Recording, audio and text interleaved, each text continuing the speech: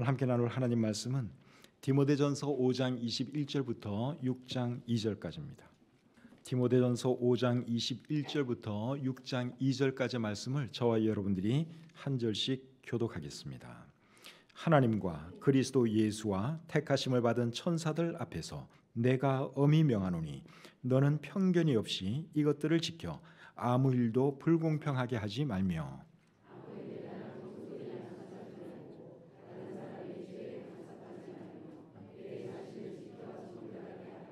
이제부터는 물만 마시지 말고 위장과 자주 나는 병을 위하여는 포도주를 조금씩 쓰라.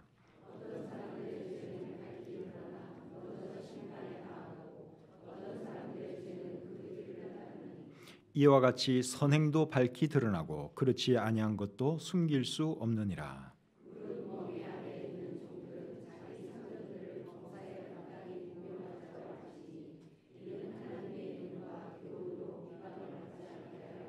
다 같이요. 믿는 상전이 있는 자들은 그 상전을 형제라고 가볍게 여기지 말고 더 잘 섬기게 하라. 이는 유익을 받는 자들이 믿는 자요 사랑을 받는 자임이라. 너는 이것들을 가르치고 권하라. 아멘. 은혜와 사랑이 충만하신 하나님, 저들 귀한 자리에 불러주시고 하나님을 예배하게 해주셔서 감사합니다. 우리가 예수 그리스도의 보혈의 공로로 구원받고 하나님의 자녀가 되었기에 또 오늘 이 자리에 있는 줄 믿습니다. 하나님, 우리의 예배를 기쁘게 받아주시고 또 예배를 통해서 우리가 참 기쁨과 감격을 새롭게 발견하게 도와주시고 또 특별히 말씀을 통해서 우리의 삶이 변화되게 해 주시옵소서. 모든 시종 주님께 의탁하오며 예수님의 이름으로 기도드립니다. 아멘. 자리에 앉겠습니다. 오늘 읽은 이 본문 말씀은 사도 바울이 목회자인 디모데에게 권면하는 내용입니다. 권면하는 내용은 크게 두 가지입니다. 하나는 디모데 개인에게 해당되는 것이고 또 다른 하나는 종들에게 해당되는 것입니다. 여기서 말하는 종은 노예를 말합니다. 오늘날로 하면 누군가에게 고용된 사람, 즉 직장인이라고 할 수 있겠죠. 그래서 오늘 설교의 제목을 목회자와 직장인에게 주는 권면, 이렇게 한번 잡아보았습니다. 내용을 살펴보면서 우리에게 주시는 교훈을 함께 생각해 보기 원합니다. 21절 상반절을 여러분 한번 다시 보겠습니다. 하나님과 그리스도 예수와 택하심을 받은 천사들 앞에서 내가 엄히 명하노니. 자, 여기 보면 사도 바울이 이제 디모데에게 권면하면서 어떻게 말을 시작하는가 하면 하나님과 그리스도 예수와 택하심을 받은 천사들 앞에서 내가 엄히 명한다, 그렇게 말씀하고 있지요.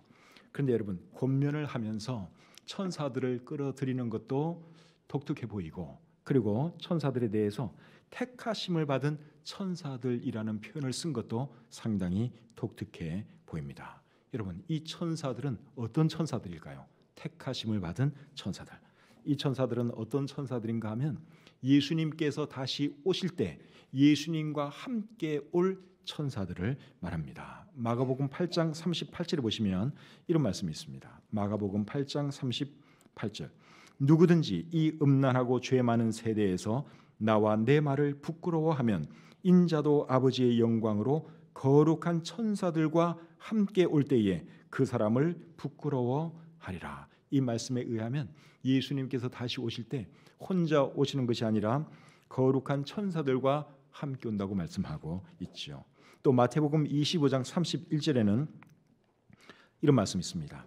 인자가 자기 영광으로 모든 천사와 함께 올 때에 자기 영광의 보좌에 앉으리니. 여기도 보면 천사와 함께 오는 것을 말씀하고 있는데 얼마나 많은 천사와 함께 오느냐? 모든 천사와 함께 온다고 말씀하고 있습니다. 그러니까 오늘 이 본문에서 택하심을 받은 천사들은 결국 모든 천사들을 다 말하는 것이라고 할 수 있습니다. 그러니까 여러분, 천사는 두 부류로 나눠진다고 볼 수 있어요. 타락한 천사들과 타락하지 않은 천사들이 있는데, 타락하지 않은 천사들이 오늘 이 본문에 말하는 택하심을 받은 천사들이라고 할 수 있습니다. 여러분, 사람도 우리가 두 부류로 나누어 나누어집니다. 택하심을 받은 사람과 그렇지 못한 사람 이렇게 나누어지죠.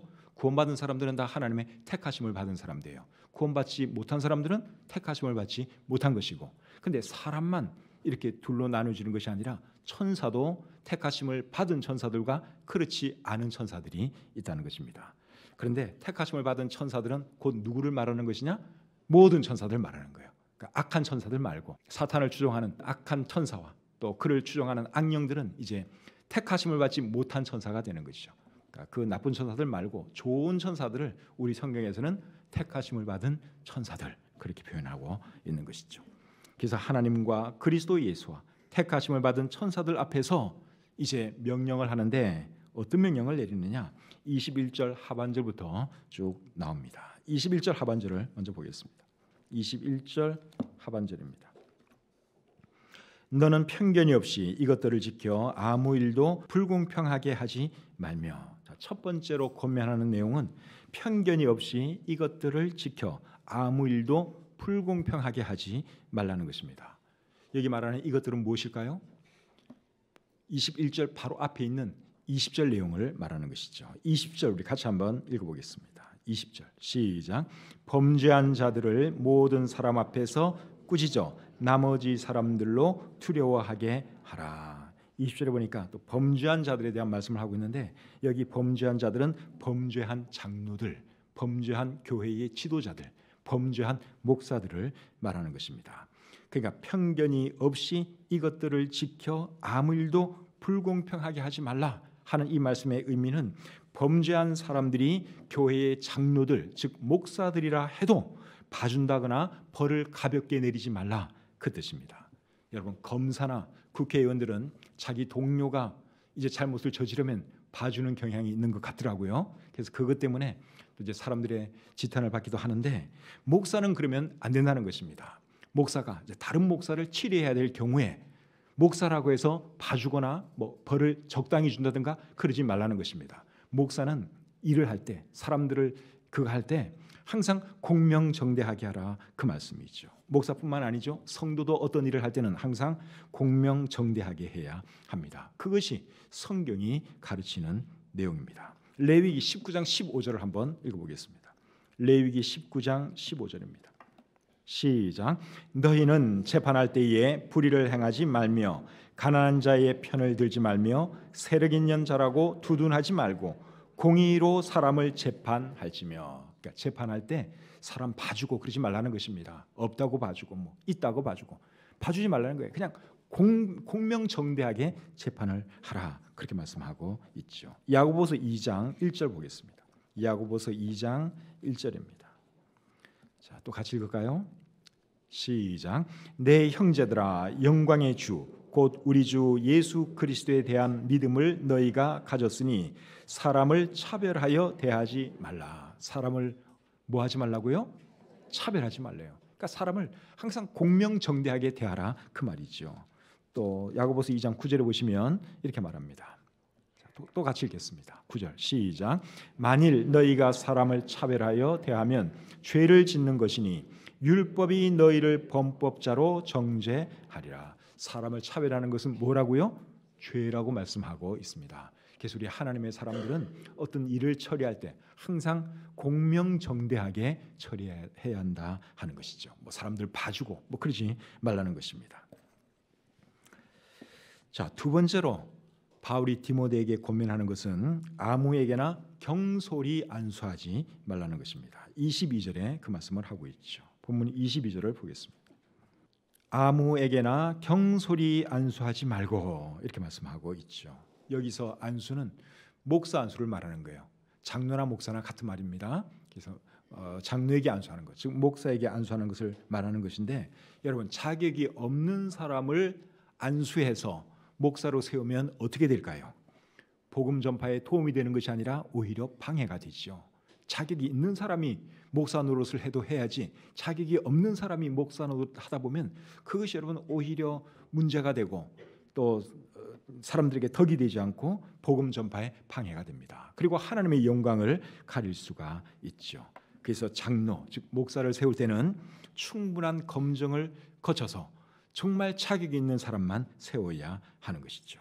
목사의 자격에 대해서는 디모데전서 3장 2절 이하에 잘 나와 있습니다. 자, 디모데전서 3장 2절부터 4절까지 말씀 한번 보겠습니다. 그러므로 감독은 책망할 것이 없으며 한 아내의 남편이 되며 절제하며 신중하며 단정하며 나그네를 대접하며 가르치기를 잘하며 술을 즐기지 아니하며 구타하지 아니하며 오직 관용하며 다투지 아니하며 돈을 사랑하지 아니하며 자기 집을 잘 다스려 자녀들로 모든 공손함으로 복종하게 하는 자라야 할지며. 자, 여기 보면 목사의 자격에 대해서 말씀을 하고 있는데, 일단 가정도 잘 다스려야 하고 또 사회에서도 본이 되어야 하고 책망받을 것이 없어야 하고 하여간 모든 면에 있어서 참 본이 되는 그런 사람이라야 목사의 자격이 있다고 말씀하고 있습니다. 목사뿐만이 아니죠. 집사도 여러분, 집사를 세울 때도 자격 있는 사람만 세워야 합니다. 디모데전서 3장 8절 이하에 보시면 집사의 자격에 대해서 잘 설명을 하고 있는데, 그 집사의 자격을 읽어보시면 목사의 자격 못지 않습니다. 그러니까 목사의 자격이나 집사의 자격이나 그 수준이 비슷해요. 그러니까 교회에서 목사든 집사든 안수를 주어서 지도자로 세울 때는 정말 신중하게 검토하고 철저하게 검증해서 자격 없는 사람 같으면 주지 말고 정말 자격이 있는 사람만 안수를 주고 지도자로 세워야 한다고 우리 성경이 지금 가르치고 있는 것이죠. 오늘날 한국 교회의 가장 큰 문제가 저는 뭐라고 생각하느냐, 자격 없는 사람들에게 목사 안수 주고 장로로 세우고 또 집사 안수 주고 하는 것이 한국 교회의 가장 큰 문제라고 생각을 합니다.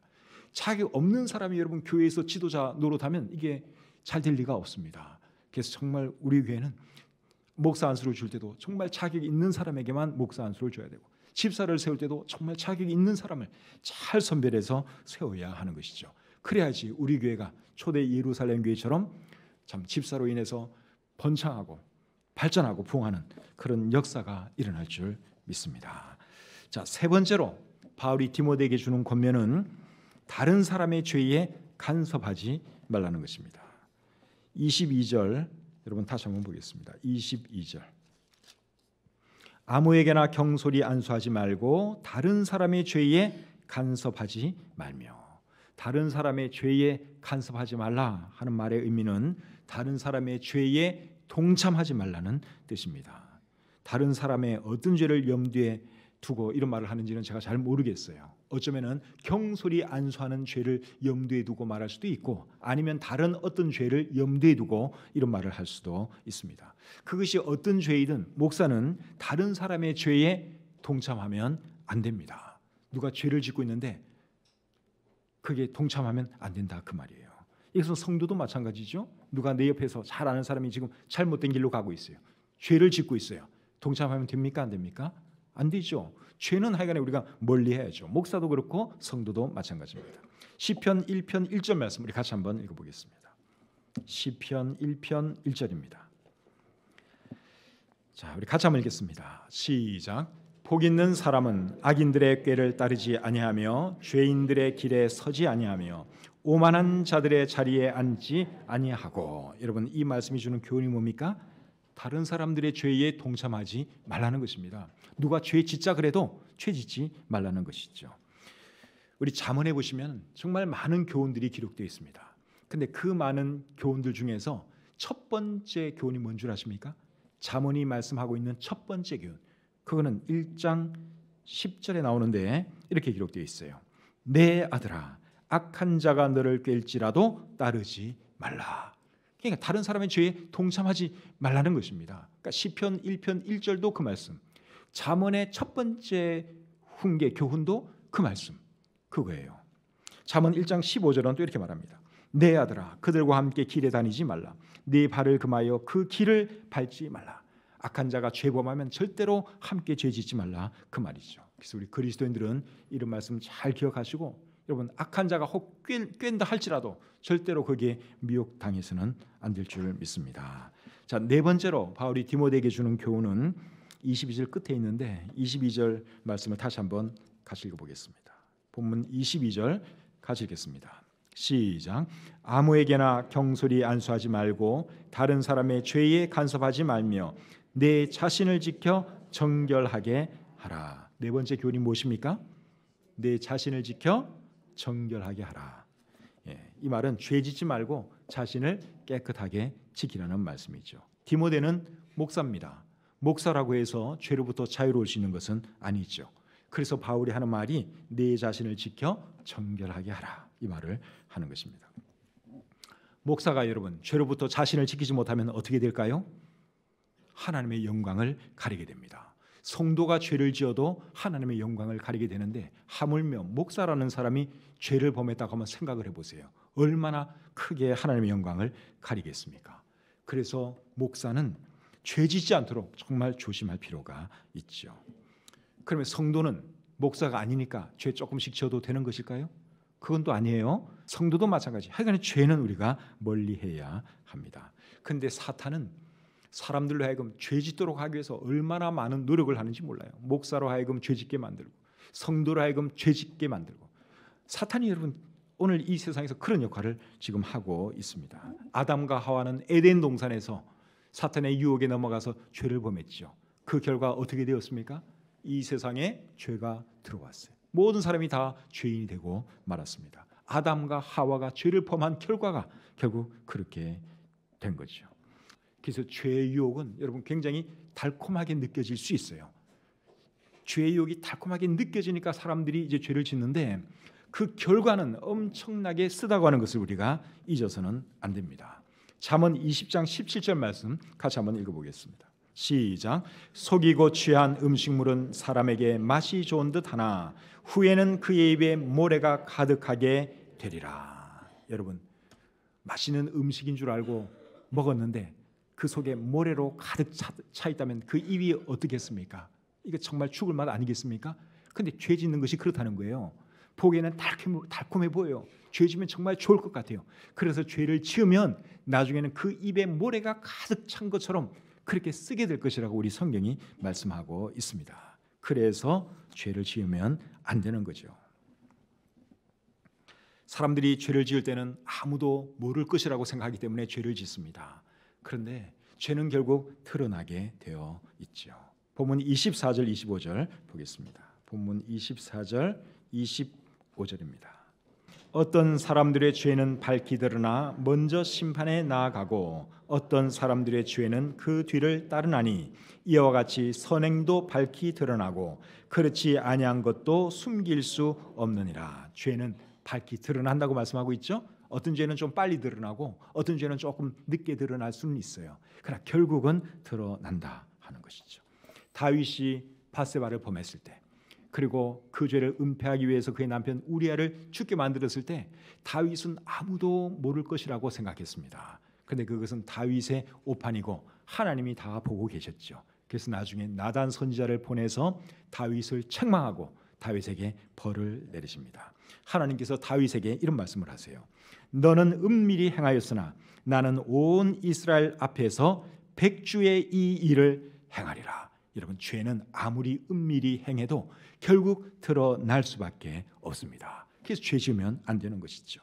여호수아 7장에 보시면 아간이 범죄한 내용이 기록되어 있습니다. 아간이라는 사람 여러분 알고 계시죠? 아간이 어떤 죄를 범했죠? 여호수아가 이스라엘 백성들을 데리고 이제 무너진 여리고 성 안에 쳐들어가는데, 들어갈 때 어떤 명령을 내리는가 하면 여리고 성 안에 있는 물건은 하나님께 온전히 드려진 것이니까 너희들은 절대로 여리고 성 안에 있는 물건에 손을 대면 안 된다. 여호수아가 그렇게 지시를 내렸어요. 그런데 아간이라는 사람이 그 좋은 물건들을 보니까 탐이 났습니다. 그래서 은도 훔치고 금도 훔치고 좋은 의복도 훔쳤어요. 그리고 자기의 장막에 잘 숨겨놨습니다. 아간은 아무도 모를 거라고 생각을 했어요. 그런데 하나님은 아간의 죄를 알고 계셨습니다. 그래서 결국 어떻게 되죠? 아간의 죄 때문에 아이성 전투에서 이스라엘 백성들은 대패하고, 그리고 아간과 그의 집안 모든 사람들은 돌에 맞아 죽는 그런 비극을 맞이했습니다. 죄의 결과가 여러분 그런 것입니다. 창세기 4장에는 가인이 아벨을 죽이는 내용이 기록되어 있습니다. 가인이 자기 동생을 질투해서 이제 들에서 동생 아벨을 쳐 죽이는데, 가인은 동생을 죽이면서 아무도 모를 거라고 생각을 했어요. 아무도 본 사람이 없기 때문에 이 죄는 아무도 모를 것이다. 우리 부모가 아벨을 찾겠지만 어디 가서 사고로 죽었는지 아마 그렇게 생각할 것이다. 그렇게 생각을 했어요. 그리고 동생을 쳐 죽였는데 누가 그것을 알고 계셨습니까? 하나님이 알고 계셨죠. 그래서 결국은 가인을 불러다가 하나님께서 책망하시고 그에게 벌을 내리십니다. 그래서 죄 짓는 것을 사람에게는 숨길 수 있어요. 그러나 하나님까지 숨길 수는 없다는 것입니다. 그것을 우리가 잊으시면 안 됩니다. 그리고 어쩔 수 없이 죄를 지었다면 어떻게 해야 되겠습니까? 바로 하나님께 회개해야 하지요. 잠언 28장 13절에 보면 이렇게 기록되어 있습니다. 자기의 죄를 숨기는 자는 형통하지 못하나 죄를 자복하고 버리는 자는 불쌍히 여김을 받으리라. 사람이기 때문에 죄로부터 완전히 자유로울 수는 없어요. 살다 보면 죄에 지을 수 있습니다. 그러면 어떻게 해야 되느냐? 하나님께 바로 자백하고 용서를 구해야 합니다. 그러면 하나님께서 용서해 주시고 우리를 또 불쌍히 여겨 주시죠. 죄도 드러나지만 또 무엇이 드러나는 줄 아십니까? 선행도 드러난다고 말씀하고 있습니다. 25절 여러분 다시 한번 보겠습니다. 이와 같이 선행도 밝히 드러나고 그렇지 아니한 것도 숨길 수 없느니라. 죄도 드러나고 또 무엇이 드러난다고요? 선행도 드러나요. 우리 성경에 보면 선행을 할 때, 구제를 할 때는 오른손이 하는 것을 왼손이 모르게 하라 그랬어요. 그러니까 은밀히 하라 이 말이죠. 근데 아무리 은밀히 해도 아무리 오른손이 하는 것을 왼손이 모르게 한다 할지라도 그 선행도 결국은 드러나게 되어 있습니다. 하나님이 아시는데 하나님이 알고 또 그것을 이렇게 드러낼 필요가 있다고 생각하면 또 그 선행도 드러나게 만드시죠. 그러니까 여러분들이 어떤 선행을 했을 때 왜 내가 한 선행을 아무도 몰라주지? 그렇게 생각할 필요가 없습니다. 하나님이 알고 계시고 언젠가는 그것을 드러내실 것이기 때문에 그렇지요. 자, 다섯 번째로 바울이 디모데에게 하는 권면은 23절에 나와 있습니다. 23절 같이 읽겠습니다. 시작. 이제부터는 물만 마시지 말고 내 위장과 자주 나는 병을 위하여는 포도주를 조금씩 쓰라. 디모데는 위장이 안 좋았던 것 같아요. 그래서 밥도 제대로 못 먹고 이렇게 물만 마시고 그랬던 것 같습니다. 그래서 바울이 디모데에게 하는 말이 물만 마시지 말고 포도주를 조금씩 써봐라 그렇게 말을 하고 있죠. 이 말씀을 근거로 해서 어떤 사람들은 예수님 믿는 사람도 포도주 마셔도 된다 그렇게 생각합니다. 이 말씀은 그렇게 받아들이면 안 됩니다. 여기서 포도주를 조금씩 쓰라 하는 이 말은 약으로 쓰라 그 뜻입니다. 포도주를 즐기기 위해서 막 마셔라 그 뜻이 절대로 아닙니다. 오늘 이 표현이 포도주를 조금씩 쓰라 그랬어요. 조금씩 마시라가 아니라 조금씩 쓰라. 헬라어 그 성경에 쓰라라는 말을 사용하고 있습니다. 그러니까 약으로 조금씩 쓰라 그 뜻이지 즐기기 위해서 마음껏 마셔라 그 뜻이 절대로 아니죠. 그런데 여러분 디모데는 어떻게 하다가 위장병을 얻었을까요? 위장병은 주로 맵고 짜게 먹는다든가 뭐 술을 많이 마신다든가 뭐 이제 그럴 때 이제 위장병이 많이 생기는데 제 생각에 디모데는 왜 위장병을 얻었느냐? 스트레스를 너무 많이 받아서 위장병을 얻은 것 같습니다. 디모데는 성격이 굉장히 온순한 사람이에요.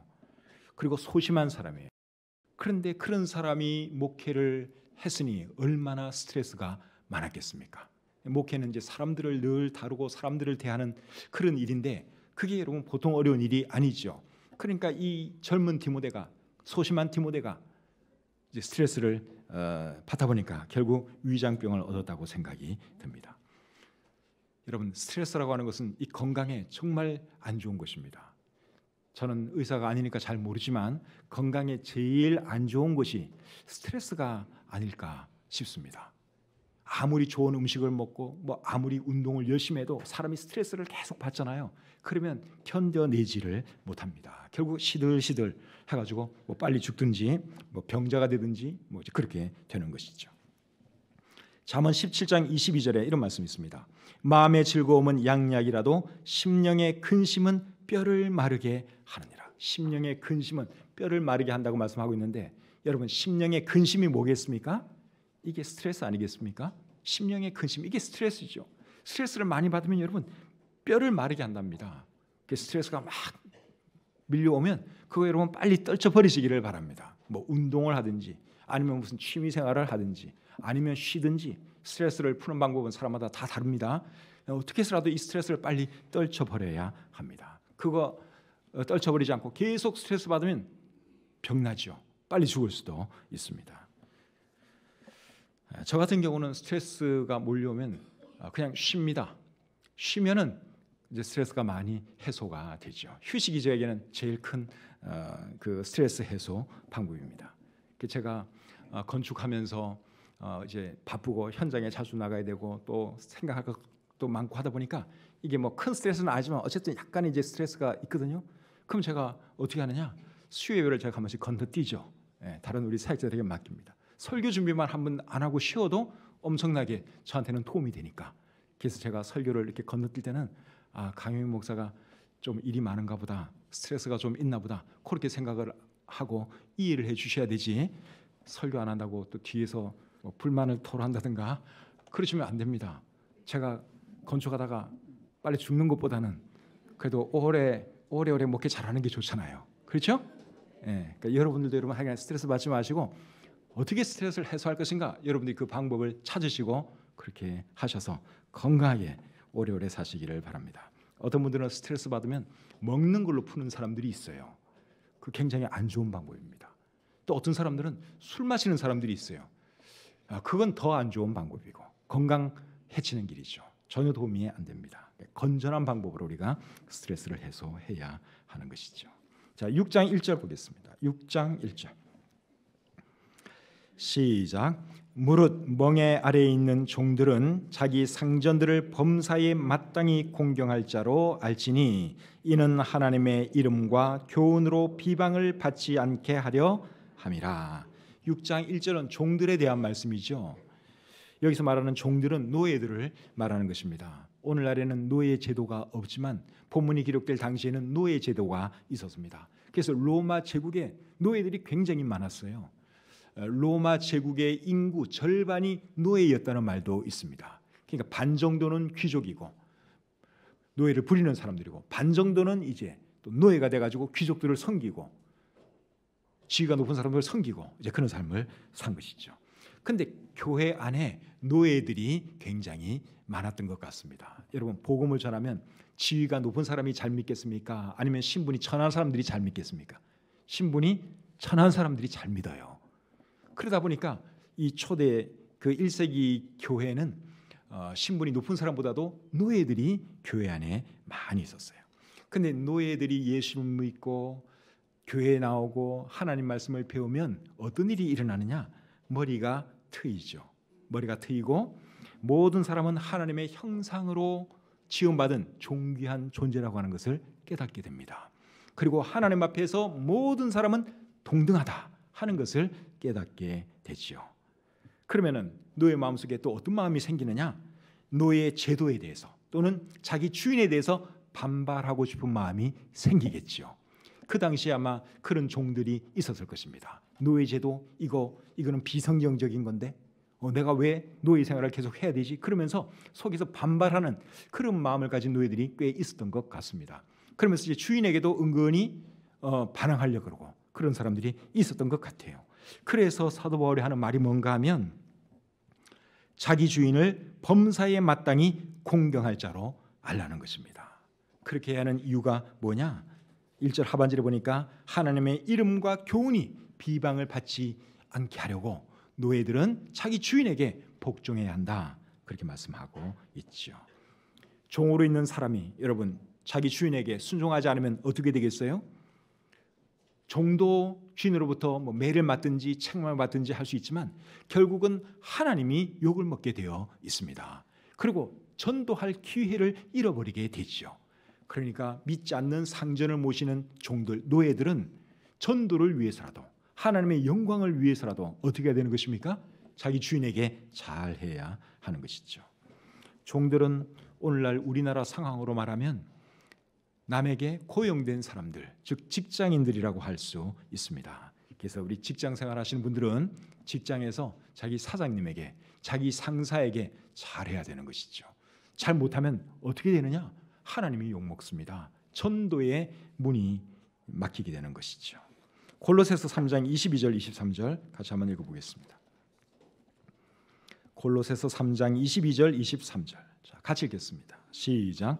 종들아 모든 일에 육신의 상전들에게 순종하되 사람을 기쁘게 하는 자와 같이 눈가림만 하지 말고 오직 주를 두려워하여 성실한 마음으로 하라. 무슨 일을 하든지 마음을 다하여 주께 하듯 하고 사람에게 하듯 하지 말라. 그러니까 여기 어떻게 하라고 상세하게 말씀을 하고 있죠? 그러니까 잘하라는 거예요. 결론은 잘 섬기고 순종 잘하고 눈가림만 하지 말고 최선을 다해서 섬겨주라. 그렇게 말씀하고 있습니다. 디도서 2장 9절 10절 보겠습니다. 디도서 2장 9절 10절입니다. 자, 같이 읽겠습니다. 시작. 종들은 자기 상전들에게 범사에 순종하여 기쁘게 하고 거슬러 말하지 말며 훔치지 말고 오히려 모든 참된 신실성을 나타내게 하라. 이는 범사에 우리 구주 하나님의 교훈을 빛나게 하려 함이라. 그래서 직장인들이 직장 가서 사장님에게 잘하고 자기 상사에게 잘하면 결국은 하나님이 높임 받고 또 복음 전할 때 그들이 그 말에 귀를 기울여 주게 되는 것이죠. 그러면 여러분, 자기 사장님이 또는 상사가 예수님 믿는 사람이라면 어떻게 해야 될까요? 믿는 사람이라면 이제 결국 다 주 안에서는 크게 보면 한 형제 자매인데 주 안에 한 형제니까 뭐 아무렇게나 그냥 편하게 그렇게 대하면 될까요? 그건 아닙니다. 2절 말씀을 한번 보겠습니다. 2절. 믿는 상전이 있는 자들은 그 상전을 형제라고 가볍게 여기지 말고 더 잘 섬기게 하라. 이는 유익을 받는 자들이 믿는 자요 사랑을 받는 자임이라. 너는 이것들을 가르치고 권하라. 자기 상전이 믿는 사람 같으면 어떻게 하라고요? 더 잘 섬기라고 말씀하고 있죠. 더 잘. 왜 더 잘 섬겨야 됩니까? 유익을 받는 자들이 믿는 사람이니까. 여러분들이 직장에서 열심히 일하면 결국 그 혜택이 이제 사장님에게도 돌아가겠죠. 사장님이 돈을 잘 벌게 되겠죠. 근데 여러분, 믿는 사람이 돈을 결국 잘 벌게 되니까 얼마나 좋습니까? 그러니까 상전이 믿는 사람 같으면 더 잘해야 한다. 그것이 우리 성경의 가르침입니다. 그래서 우리 직장 생활 하시는 분들은 오늘 이 말씀을 잘 기억하세요. 여러분들이 잘못하면 하나님이 욕을 먹고 여러분들이 잘못하면 전도의 문이 막힌다고 하는 것을 절대로 잊지 마시길 바랍니다. 그러나 여러분이 잘하면 사장님도 여러분들을 보고 나도 예수 믿어야겠다 이렇게 생각할 것이고 여러분의 상사, 여러분의 동료도 나도 저 친구처럼 예수 믿어야 되겠다 이런 생각하지 않겠습니까? 그런 역사가 여러분들 통해서 풍성히 일어날 수 있기를 바랍니다. 오늘은 목회자와 직장인에게 주시는 말씀에 대해서 우리가 살펴보았습니다. 오늘 들은 이 말씀 잘 기억하시고 잘 적용하셔서 저 같은 목회자는 더 좋은 목회자가 되어야 할 것이고 또 직장생활 하시는 분들은 더 좋은 직장인들이 되어야 할 줄 믿습니다. 기도하겠습니다. 하나님 아버지, 저희들에게 말씀을 주시고 말씀을 통해서 늘 가르쳐 주시고 깨닫게 해주시니 참 감사합니다. 우리가 어떤 목사가 되어야 하고 어떤 직장인들이 되어야 하는지 오늘 말씀을 통해서 배웠사오니 이 말씀을 잘 실천함으로 저는 더 좋은 목회자가 되게 하시고 우리 직장 다니는 성도님들은 더 좋은 직장인들이 되게 해 주시옵소서. 그리하여 우리를 통해서 하나님 영광 받으시고 전도의 문이 활짝 열리게 해 주시옵소서. 말씀을 감사하며 예수님의 이름으로 기도드립니다. 아멘.